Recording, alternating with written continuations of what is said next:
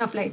Okay, well, good afternoon, everyone. I hope you've enjoyed the conference so far, and I'm really pleased to welcome you to this breakout session, which is Understanding Gastrointestinal Tract Involvement, and it will be presented by Dr. Elizabeth Volkman, who is joining us all the way from LA, so a lot more glamorous than my East London locations.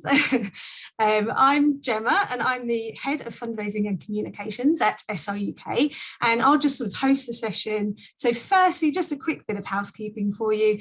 Please make sure you're muted and that your cameras are off. And also, please don't record the session or screenshot or take photographs of the session because it will be available afterwards. So how this session will work is that Dr. Volkman is going to give a presentation and then she'll take your questions after that.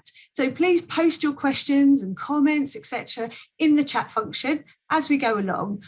Bear in mind, this is in a public forum, so probably don't post anything that's too personal or sensitive, and we will do our very best to get through as many questions as possible in the time available. So that's enough from me. Without further ado, I would like to introduce Dr. Elizabeth Volkman and his quick overview of Dr. Volkman. Dr. Volkman cares for patients with systemic sclerosis and is an active clinical and translational researcher in both systemic sclerosis and interstitial lung disease. Her research focuses on developing personalised treatment approaches for patients through the discovery of novel biomarkers. And she pioneered the first study to investigate the gut microbiome in patients with systemic sclerosis, and now leads an international consortium of investigators dedicated to understanding how the gut microbiome contributes to inflammation and clinical symptoms in patients with systemic sclerosis. She also participates in clinical trials to help identify new therapies for patients with systemic sclerosis. So I'm surprised you've actually had time for this today, Dr. Volkman, but I'd like to hand over to you now. Thank you. Thank you so much for that wonderful introduction. And I'm just so honored to be here today. It's wonderful that we can connect through Zoom and I can be all the way in Los Angeles and feel like I'm in the same room with all of you. So thank you so much for inviting me here today. I'm going to share my screen so we can get started with the presentation. But as she mentioned, I am a rheumatologist and I care for patients who have systemic sclerosis. And early on in my training, I became very interested in understanding the GI disease of scleroderma because it's such a difficult problem that patients face. And I really enjoy studying nutrition too. So I encourage you to think of questions as we go through this talk because I have planned ample time to be able to answer any questions you may have. So we'll get started. So the outline for today is we're going to first review how scleroderma affects the gastrointestinal or GI tract. We'll discuss some nutritional strategies that can be helpful in patients with scleroderma. And then finally, we'll discuss some ways you can potentially modify your diet to help alleviate some of the GI symptoms you may experience. So, most patients with systemic sclerosis, in fact, over 90% of them over the course of their disease will have some involvement of their GI tract. And most patients will have involvement of their esophagus, so about 70 to 90% of patients. But a fair number of patients can have involvement of their stomach, and then up to half of all patients can have involvement of their large or small intestine. And then you can see that even 50 to 70% of patients can have involvement of their rectum. So actually outside of the skin, the GI organ system is the second most common organ system affected in patients with systemic sclerosis. And so what happens when patients get these symptoms? So if the esophagus is involved, patients can have issues such as difficulty swallowing, which we call dysphagia. They can have issues with acid reflux or heartburn. When the stomach is involved, patients can have early satiety or the feeling of getting full very easily after eating, bloating, and there can even be some issues with the blood vessels in the stomach where patients can have bleeding. When the small intestine is involved, patients can have problems with malabsorption, so not getting all the vitamin, nutrients, and calories they need from food. And this can result in vitamin deficiencies as well as weight loss. And then when the colon is involved, patients can have issues with the motility of the colon, and this can cause obstruction, or pseudo obstruction is what we call it, because it's not a true obstruction, but it can feel that way. And then a lot of patients have constipation, and some patients can have diarrhea, and other patients can have kind of a combination of both. And then I would say another troubling symptom that patients can experience, and this usually happens later in the course of scleroderma, is fecal incontinence as well as rectal prolapse. So as you can imagine, and as you may have already experienced firsthand, GI symptoms in scleroderma can be extremely disruptive. They can compromise your lifestyle, your emotional well-being, as well as your quality of life. And studies have even shown that it's related to symptoms of depression. So this is a major problem. And I think that, as a researcher in this area, we still have a long way to go in trying to understand what causes all of these symptoms. So we think that in general, the GI tract doesn't move as well, and this could happen for a variety of issues. One possibility is that there's collagen deposition. So the excess collagen that you may appreciate in your skin or other organ systems can actually occur in the GI tract. And this causes the muscle to break down. And so without a really strong muscle in the gut, things don't move as well. But beyond that, there's changes that happen in the blood vessels. So you can think of it almost like Raynaud's phenomenon, those changes you get in your hands, that can actually happen in the gut so that there's not enough blood flow to key parts of the gut for digestion. And then there's even been demonstrated to be problems with the autonomic nervous system. And this is the nervous system that controls digestion and how the GI tract moves. But there's also evidence that alterations in gut bacteria can cause issues with scleroderma.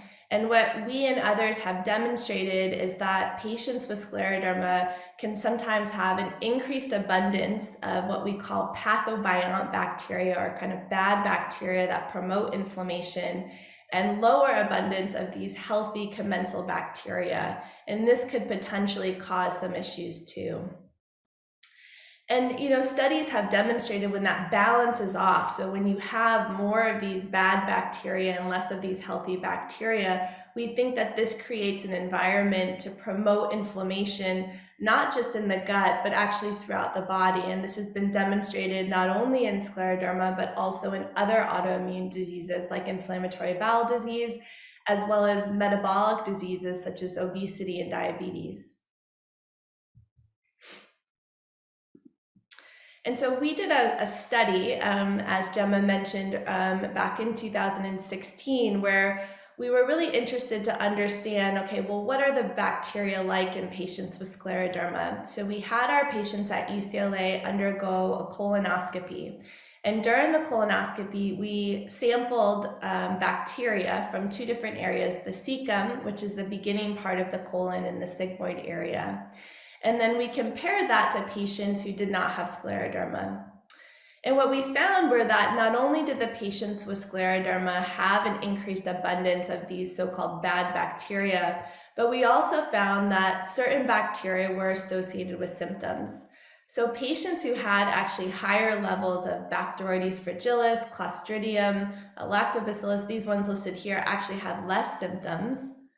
Whereas patients who had these more bad bacteria, Fusobacterium, Actinobacillus, Ruminococcus, they actually had more symptoms.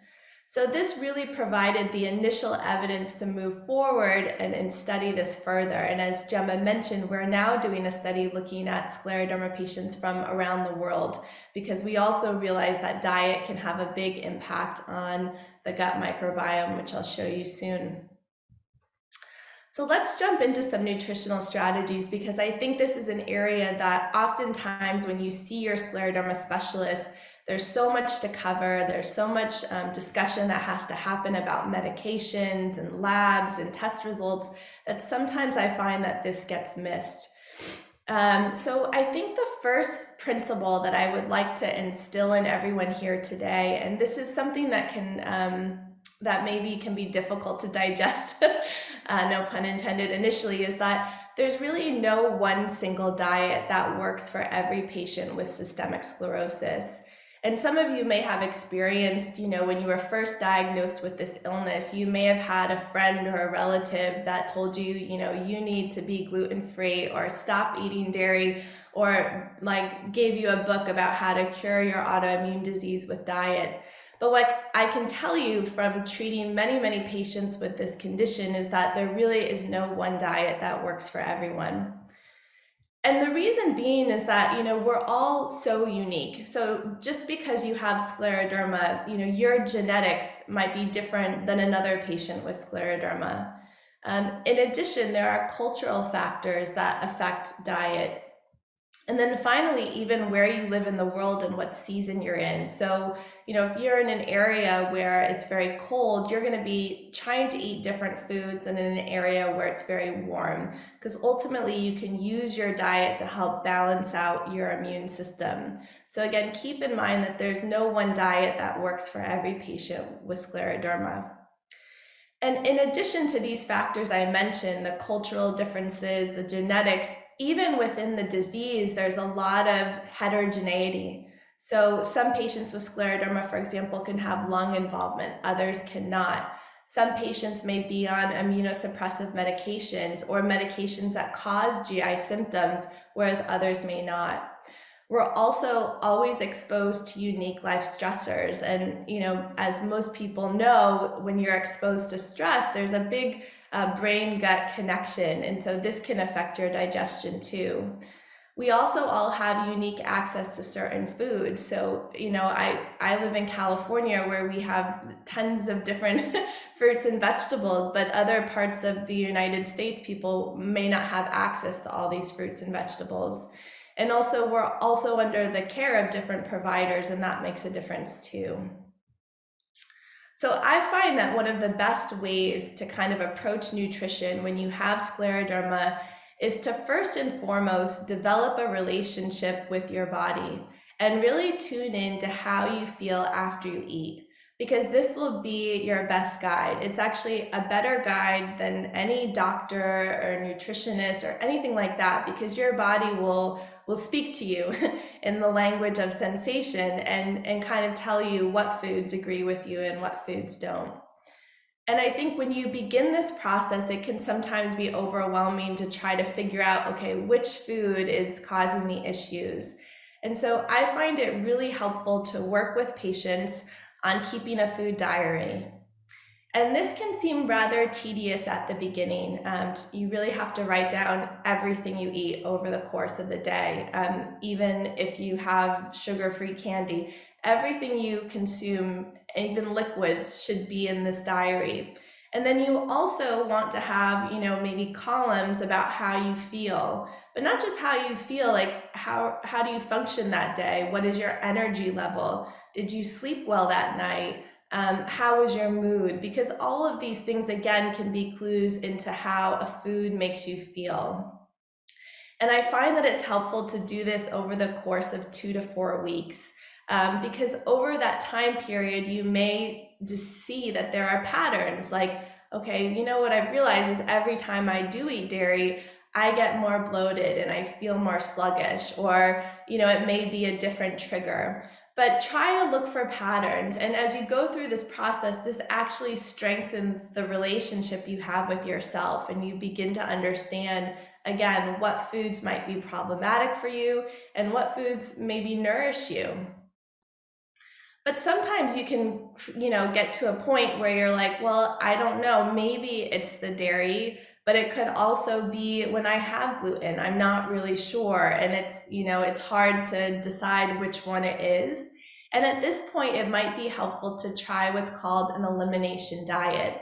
And I would recommend doing this with the guidance of your healthcare provider or nutritionist, because when you do an elimination diet, you obviously eliminate certain foods, but you want to make sure you do this safely and you're still getting an adequate number of calories in per day, as well as all the vitamins and nutrients that you need. So these are some of the common triggers that I see in patients who have scleroderma. Again, not all of these are triggers for every patient, but some of these can be. So if you think, okay, dairy and gluten might be problematic for me, What you do in elimination diet is you stop eating those foods, and you want to stop for about 2 to 3 weeks. And then what you're going to do is mindfully reintroduce the food. So you just reintroduce one thing at a time. And so let's say you decide it's the dairy that you're going to reintroduce. You will then, increase, go back to your food diary, and you keep track of your symptoms. And not only what your symptoms are, but what the dairy source is. So for example, sometimes people can tolerate, yogurt, but they may not be able to tolerate milk, or they may be able to tolerate butter, but nothing else. So keep track of the source. But I think if you do this very mindfully, this can be really illuminating in terms of what are the foods that cause you distress. The other thing I think that's important to cover in this topic are FODMAPs, and many of you may have heard of this. So FODMAPs are short chain carbohydrates, and they basically move through your intestines undigested. So a lot of patients with scleroderma, when they start to have GI symptoms, get put on what's called a low FODMAP diet. And what I find is that patients who see doctors are given this huge list of things they can't eat. And it can be very overwhelming for patients, because sometimes there are foods on there that are their favorite food, and they're like, how can I go without eating peaches? I love peaches. And I think that I would use this more as a guide, because not all FODMAP foods are bad, and sometimes it depends on how you prepare them. So here's just some examples of foods that have a higher abundance of FODMAPs that can be problematic for certain patients. So obviously some of these things here, like the sugar-free candies, you can probably let go of because they don't have a lot of nutritional value. But something like broccoli might be good to try back into your diet and see if you can tolerate small amounts. You may not be able to tolerate raw broccoli, but if you cook it in a soup or puree it, small amounts might be good for you. And keep in mind, broccoli has a high abundance of calcium in it and other good minerals. Same with like avocado. Sometimes people can't tolerate raw avocado, but they can grill it or have it cooked, and it becomes more tolerable. So again, if you get put on a low FODMAP diet, just keep in mind that you don't want to be missing out on too many fruits and vegetables, because you actually need some of these to get all the vitamins that your body needs and your immune system needs. So I would use this list as a guide, and maybe these are the things that you consider when you're doing your elimination diet. But don't just stay on the low FODMAP diet forever, because that can lead to some vitamin deficiencies. And then the other thing I think that people don't consider when they're thinking about these FODMAPs is not only how you cook them, but it's also how you combine them with other foods. So for example, if you have a very heavy meal, like if you have pasta with a meat sauce, your digestive tract has to slow down to be able to digest these foods. It takes more energy. And then if, right after you have this, you have a bowl of berries, what can happen often is a lot of bloating and abdominal pain. And the reason being is that the berries, they are supposed to be digested relatively quickly in your GI tract. They should move fast. And if you combine it with foods that take longer to digest, what will happen are the berries in your GI tract can start to ferment, and this can produce more gas. So I would always recommend that if you're going to have any kind of raw fruit, especially like berries, you want to have it on its own. So have it as a snack. Don't have it in combination with another meal where you're having a lot of fat and protein, which again, the GI tract has to work harder to digest. And then other things that can be helpful if you're trying to really improve this balance of bacteria in your gut, you want to try to avoid foods that are processed. And I think that in the United States, we have a lot of these foods. Hopefully you have less there in the UK. But processed foods are things where they add additives and preservatives to foods, and this can change the color of the food, the taste, how long it lasts. So examples would be things like hot dog or bacon, potato chips, a lot of frozen meals. And so if you're wondering, is this food a highly processed food? One of the best things to do is just look at the ingredient list. So if you go into your pantry and you pull a box out or a bag and there's more than 5 ingredients, it's likely that that food has been processed. Especially if you're reading the ingredient list and some of the things on there you can't even pronounce the names because they're chemicals. That's a high, you should have high suspicion that that's a processed food. And also added sugars can be difficult too. If you have too much added sugars, this can also disrupt the bacterial balance. So there's been some, really interesting studies looking at sort of the dangers of food additives and how they affect the gut bacteria. And so on the left column there, you can see examples of food additives. So some of these you may have heard of, like aspartame or saccharin. Other ones, GML, CMC, I don't even know what this stands for, but these are found commonly in processed foods. And you can see in these studies that they have a significant effect on the gut microbiota, so the bacterial balance.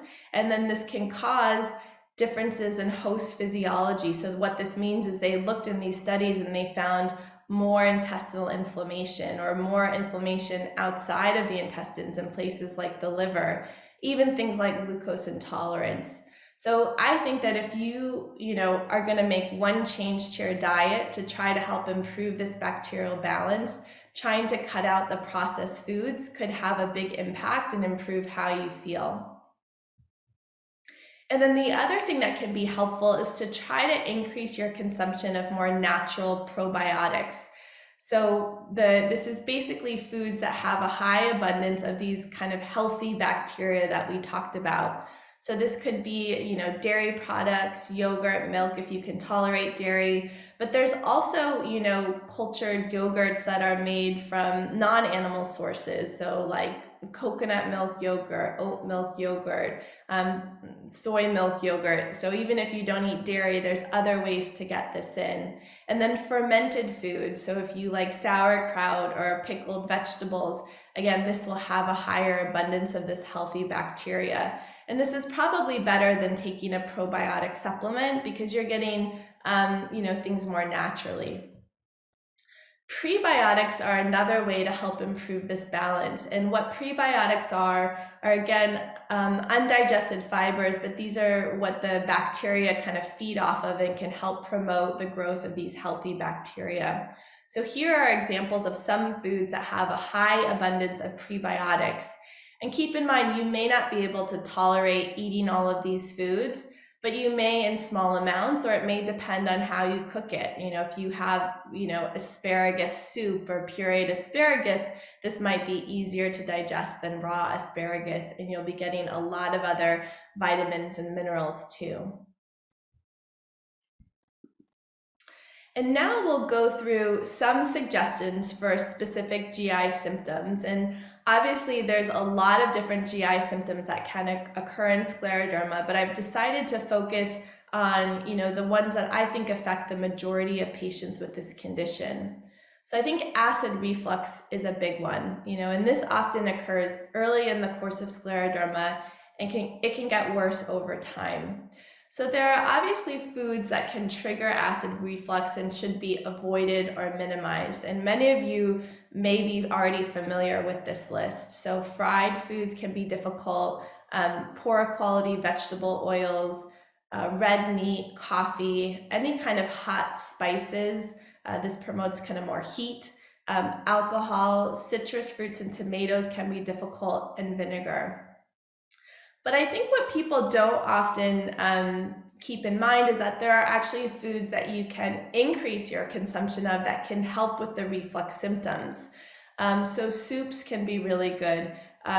Like oatmeals or gluten-free oats, yogurts can be good. And we talked about even if you have a sensitivity to cow's milk, you can have non-dairy yogurt.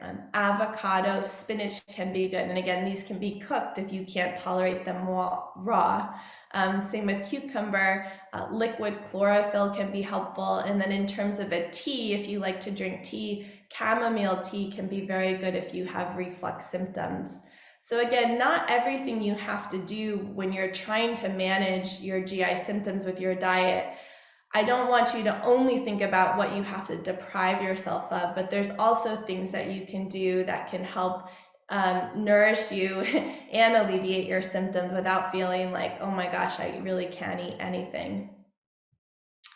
In terms of the bloating, again, this can be a big problem in scleroderma, especially later in the course of the disease. And so a few things that can be helpful for a lot of patients. So one is try to make sure you're drinking enough water during the day, because if the colon does not have enough blood flow and gets dehydrated, it's not going to be able to move as well. So keeping hydration good, especially on hot days, is really important.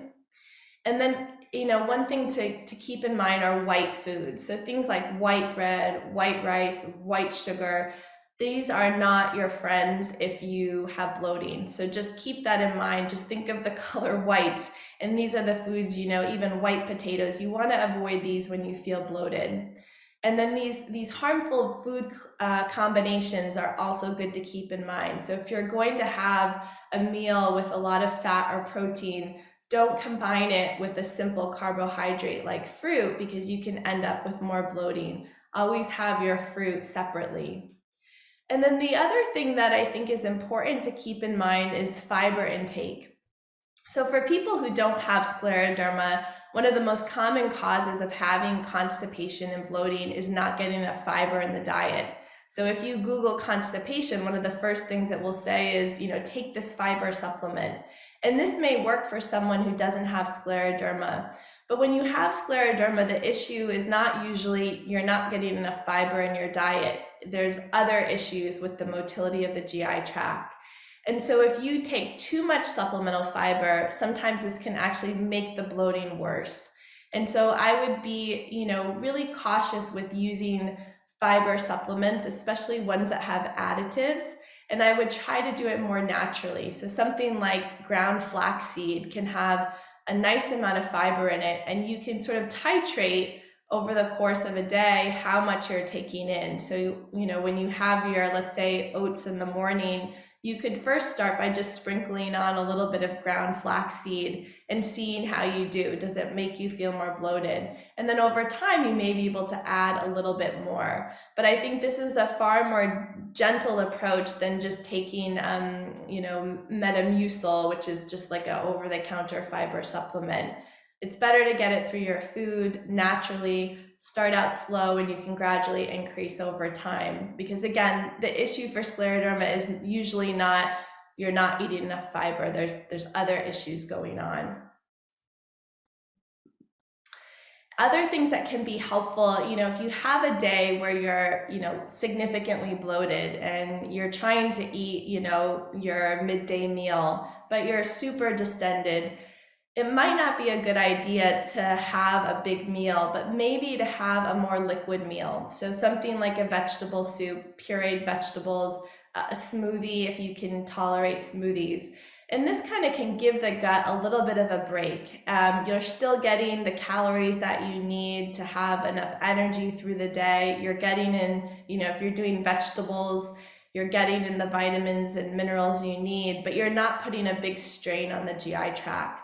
So if you are continuously troubled by bloating, you can consider making one of your meals a liquid meal. And you can do it, depending on what works for you. I have some patients that when they wake up in the morning, they can't even imagine eating. They just feel bloated, and they may have, start their day with a smoothie. I have other patients that by the end of the day, they start to feel more bloated. And so then when they go to sleep at night and they lay down, it's very uncomfortable. For those patients, their evening meal may be more of a soup or pureed vegetables. So again, tuning into how you feel and when you have these bloating symptoms can help determine, how you use this nutritional advice to help you.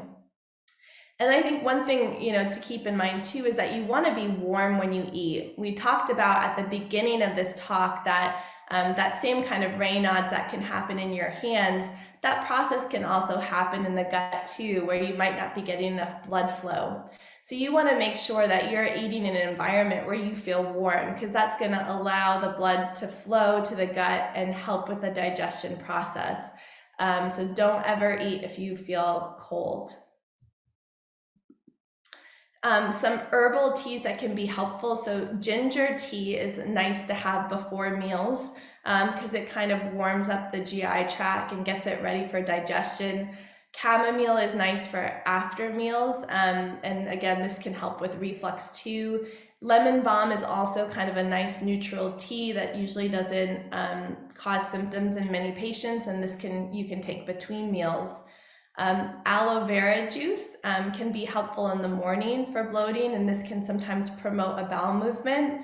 But with any herbs, if you're going to start something, I would always talk to your doctor first just to make sure it's safe for you and it's safe to do in combination with the other medications that you're taking. When you have diarrhea, some of the recommendations are similar, but you really want to avoid raw food when you have diarrhea because raw food has more bacteria on it. The cooking process kills a lot of bacteria. So if you're already having diarrhea, if you introduce more bacteria into the gut with the food, you can actually exacerbate the diarrhea. So make sure if you're having a lot of diarrhea, you want to be having more cooked foods. Making sure you stay hydrated and adding electrolytes to your water can be helpful. Avoid greasy foods, and really you want to be trying to have these kind of soft foods that are easy to digest. So the well-cooked oats, pureed winter squash, things that your GI tract doesn't have to work too hard on to digest. So as I said, I wanted to leave plenty of time for questions today, but to summarize, how you eat can have a tremendous effect on how you feel when you have scleroderma. And what I have found in treating many patients with scleroderma is that an individualized approach works best because there's really no one diet that works for everyone. And the best thing that you can do as a person is develop a relationship with your body and tune in to how you feel after you eat certain foods and let that be your guide. You want to make sure that you're always eating when you feel relaxed and when you feel warm. You want to avoid the processed foods, added sugars. If you have a lot of bloating, diarrhea, raw foods are going to be difficult for you. And really, a lot of my patients transition over time to a plant-based diet, and I think that this is can be a very healthy diet for patients with scleroderma. Again, it's not for everyone, but for many patients, they feel better when they do a plant-based diet. So I'd like to thank you for your attention and time today, and I'm happy to entertain any questions you have.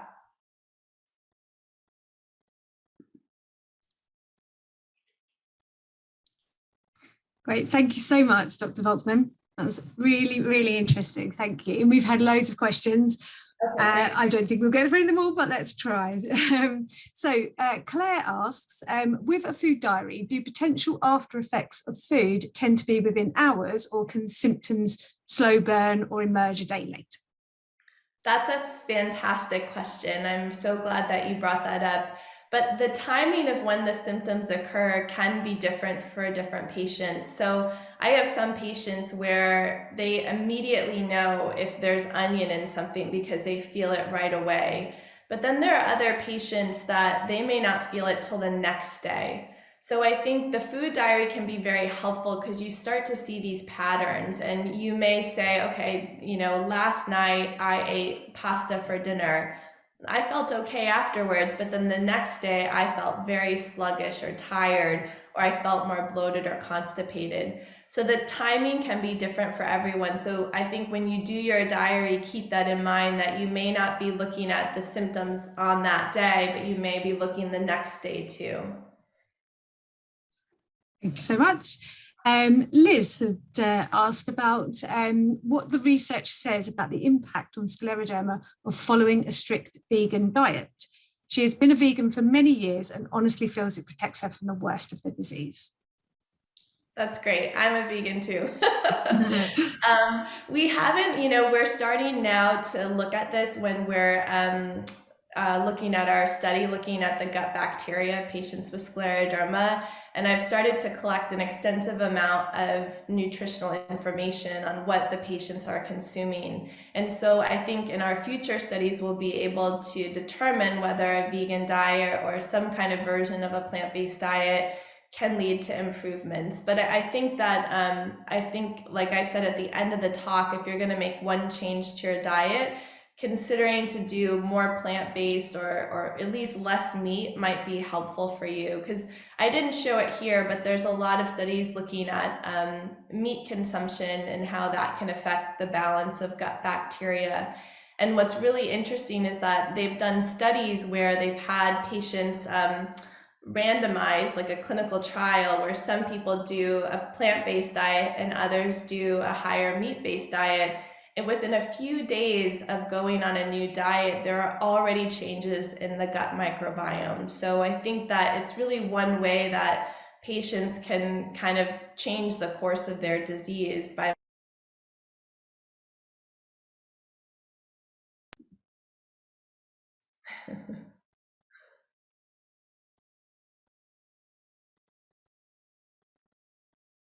I think, hold on. I think you're muted, Gemma. Oh, there we go. Sorry, there was a slight technical issue there. It wouldn't let me unmute. Great, thank you. And actually, James has a question that leads on to what you were saying. So he says he had bad cramps and acid and spasms and has significantly given up meat and fish. However, he has chronic anemia and wonders if you could suggest good alternatives to eat for B vitamins, because you're saying that wheatgrass it's not possible to drink so much wheatgrass. Yeah, that's a great question. And if you think about the vegetables that are higher in the B vitamins, a good way to remember them is that anything that's very dark green usually has a good amount of B vitamins. So, spinach will have a lot, Swiss chard, kale, and you may not be able to tolerate having these raw, but if you cook them, again, blend them in a smoothie, sometimes they're easier to digest. But, sometimes people still, despite trying their best with eating food, can't get enough of the vitamin in, or the body doesn't absorb it in the way that it should. And in that case, you may consider taking a supplement. But I would always do this with your doctor, because there can be dangers of taking too much of a supplement. And so I would always make sure that a doctor or someone is checking your vitamin B levels and then seeing what the supplement does by rechecking them. Yeah. Thank you. And Lynn's question is quite short, actually. She would like to know your thoughts on digestive enzymes to aid the gut. Yeah, that's great. I think digestive enzymes, the concept makes sense to me, right? Because you want to do everything possible to help your body digest food. But the problem is that a lot of the digestive enzymes that are available over the counter, like if you go in your natural food store, they're not regulated. So we actually don't know. The stomach might just digest them and they don't really get down to the small intestine where they're needed and where the pancreas actually secretes the enzymes. So I don't think there's a lot of evidence that the ones that are over the counter are very helpful. But there are certain foods that you can eat that naturally have like enzymes in them. So something like papaya, I don't know if you can get this where you are, but this has something in it called papain, and papain is a natural digestive enzyme. So you can kind of research what foods have natural digestive enzymes, and that will probably be better for you than taking an enzyme supplement, because again, the ones that are over the counter are really probably not very effective. Great, thank you. Actually, Ellen and Suzanne sort of asked two similar questions. So Ellen would like to know about a way to make it safe to eat spicy foods. And Suzanne's is related because she says she has a severe intolerance to onion and onion powder. And it really limits what she can eat, especially when eating out. She's also lactose intolerant, so the combination is difficult. So any tips? Yeah, I mean, I think for the spicy foods, it really depends on what is the spice that's making it spicy. So there are some things like sometimes patients can tolerate a little bit of cayenne pepper, but they may not be able to tolerate black pepper. So it may be that you have to kind of experiment with different spices. And the best way to do this is cooking at home. I think when you go out to a restaurant, there's so many variables, you really don't know exactly probably what they're putting in everything, and there can be cross-contamination even when you say, like, I cannot have onions, like they could have been cutting an onion with a knife and then started cutting it here. So I think the best way to explore spices is to really try home cooking and trying one at a time. I'm happy to share too, there's a really lovely book that I'm reading now about spices and it kind of goes through all the spices you can imagine and the effect it can have on your body.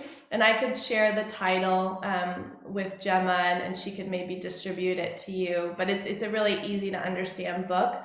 But again, I think the best way, and this speaks to the other question about the individual with the onion and lactose intolerance, is like it can be very difficult to go out to eat, and a lot of my patients end up being very selective about where they do eat and only choosing places that are very accommodating. Sometimes it can be difficult, especially if you're going out to eat with friends or people maybe you don't even know that well and you feel uncomfortable about speaking up. But never feel embarrassed, because this is your health, and if you're paying money to eat food, you should have exactly what you want. And so I think that's important. Definitely. Thank you. So Janine asks, do you have any information on the lectin-free diet? That's LECTIN, if I've said that. Yeah. So lectins are in a lot of different foods. They're in things like anything from peas. They can be in like ketchup. But there's been a lot of research on lectins and the gut bacterial balance, and showing that it could maybe promote more inflammation. So I think this is also something that we'll look at in the future in scleroderma. But I find that it can be a little bit complicated for patients to try to, it's already hard to look at that FODMAP list, and then maybe you're gluten-free.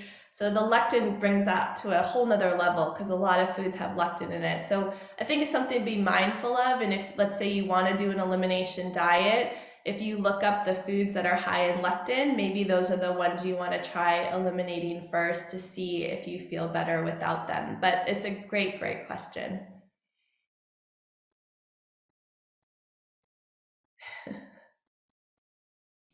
Right, sorry. So Margaret asks, I've been on a mix of 3 different laxatives for several years for bowel movement. What are your thoughts on this? Yeah, the laxatives are sometimes needed in patients who have scleroderma, because if you're not having a daily bowel movement, or at least every other day, this can have not only cause bloating, but you can have buildup of toxins and things that you really want to eliminate from your body. So sometimes you have to do the laxatives. I would think about kind of trying to do more natural laxatives, like in addition to the pharmaceutical grade ones. So things like magnesium powder you can add to your water. I have a lot of my patients do that in the evening time, because it can also have a calming effect on them and help them with sleep. This can actually help promote a bowel movement in the morning.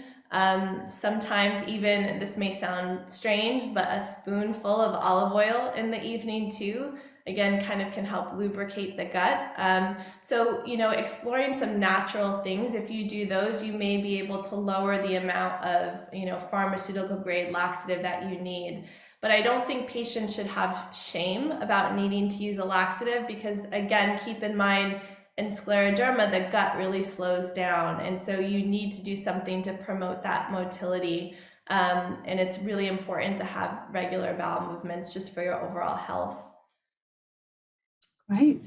So we've got around 5 minutes left, so we'll try and rattle through these. So Carly asks, is a colonoscopy or a breath test the way to go to identify if bacteria is causing stomach pain? That's a great question. So the breath test looks for something called small intestine bacterial overgrowth.